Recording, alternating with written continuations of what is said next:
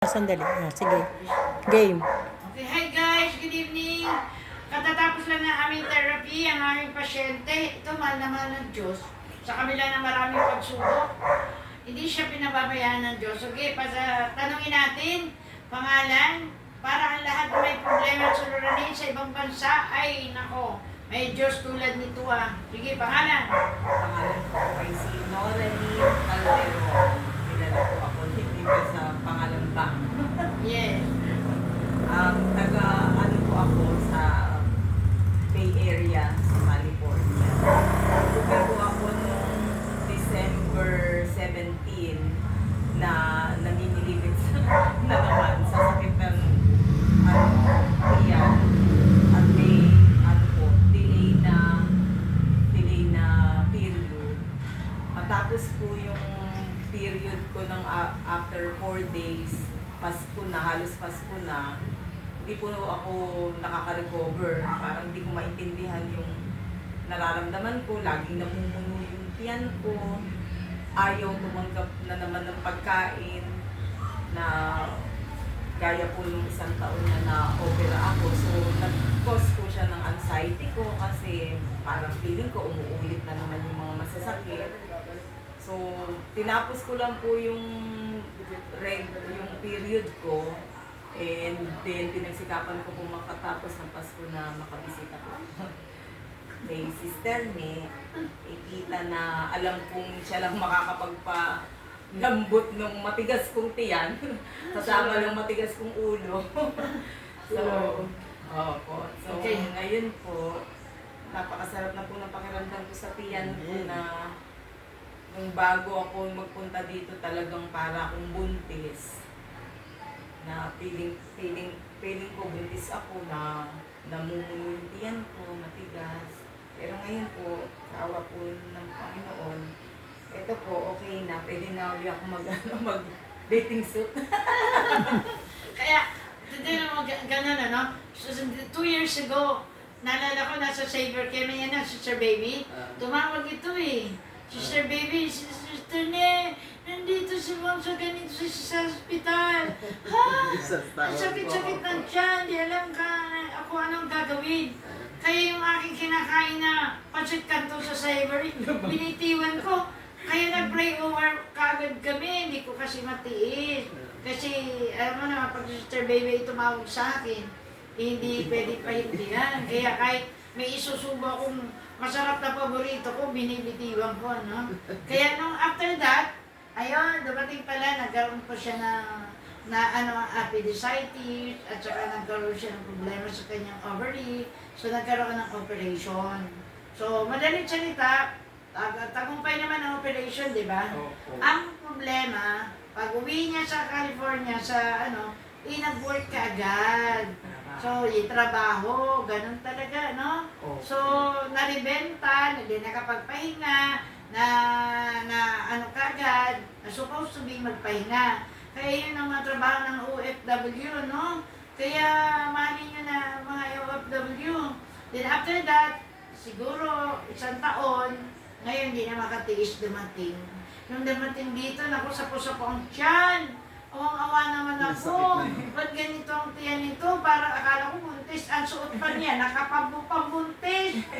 Akala ko buntis. Pero sa awa ng Panginoon, after ng therapy, ng suka, napakagaling talaga ng suka sa mga kasi basic operation yun eh. Tapos, yung mga Crystal Herbal products, di ba, malaking tulong. Yung Crystal Yellow tablet kasi, para yung sa pain.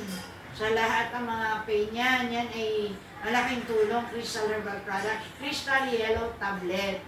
Dahil siya bagong opera, ay binigyan po siya ng Crystal Vitamin B1, B6 para sa nerve, para matanggal ang mga stress, mabigyan ng liwanag ng positive mind, tulungan. Although may prayer, pero mas maganda yung Crystal Vitamin B1, B6 sa mga bagong opera, sa mga high blood, sa mga na-depress, stress, malaking tulong po yung Crystal Vitamin B1, B6.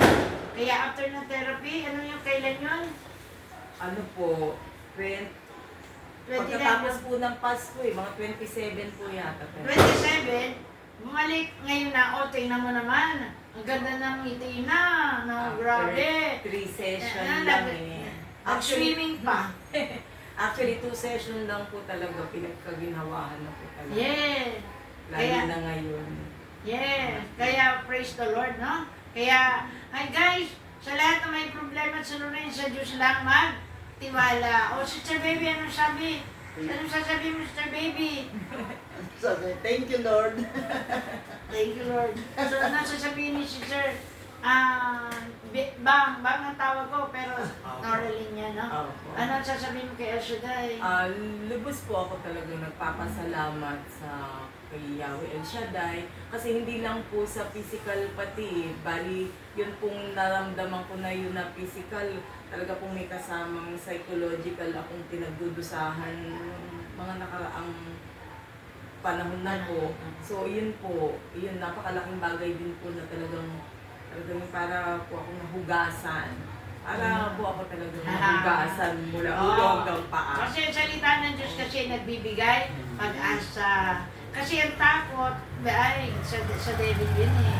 Pero ang kapanatagatang ng tiwala sa Diyos, ay talaga naman. Kasi ito, simula pa nung dalaga, nag-China, kung saan nagpupunta, pagdating dito, ako Diyos ko. Pero sa Diyos walang imposible. Lagi siyang available sa lahat ng nangangailangan sa Kanya na may pananampalataya. Kaya tayo na, padalangin natin na tuloy-tuloy na sa Kanyang baga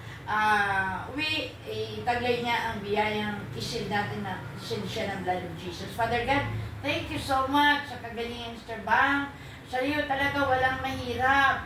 Maraming nalapitan, mga doktor, mga vitamins, pero ikaw talaga ang the best na vitamin. Ang salita mo ay napulot-pukyutan, nagbibigay sa amin ng pag-asa. Kaya Lord, salamat sa kagalingan ni Bang. Pagpalain mo siya at laging ingatan, gabayan, at sa pag-uwi, Panginoon, sa kanyang pupuntan sa Auckland, dalangin po namin na patuloy mo siya bigyan ng extraordinary strength, extraordinary blessing, and extraordinary wisdom. Yahweh, shield mo ng blood of Jesus ang kanyang buhay.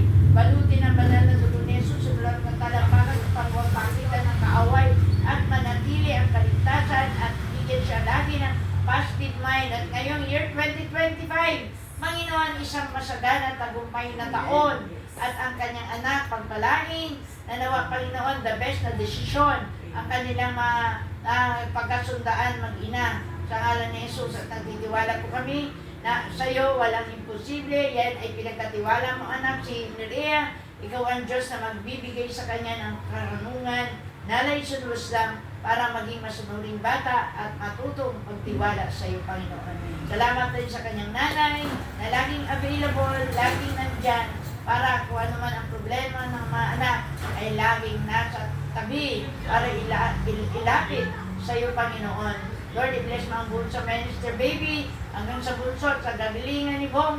Salamat at kayo naglilingkod na. Si Nerissa, si Neri, dalangin po namin, pagpalain mo po siya. Lagi bigyan ng liwanag ng isipan, bigyan ng extraordinary blessing.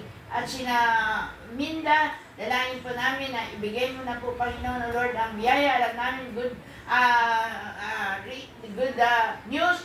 Meron na silang bahay. Kaya alam ko, ikaw ang Diyos na magbibigay. Ihipon ang puso ni Minda para pagpalangin naman ang kanyang pamilya, lalo na si Baby. At dalangin pa namin tuloy-tuloy na rin ang kanyang masaganang buhay, tagumpay. At si Bong, salamat na siya'y naglilingkod na sa iyong harapan. In Jesus' name, Amen.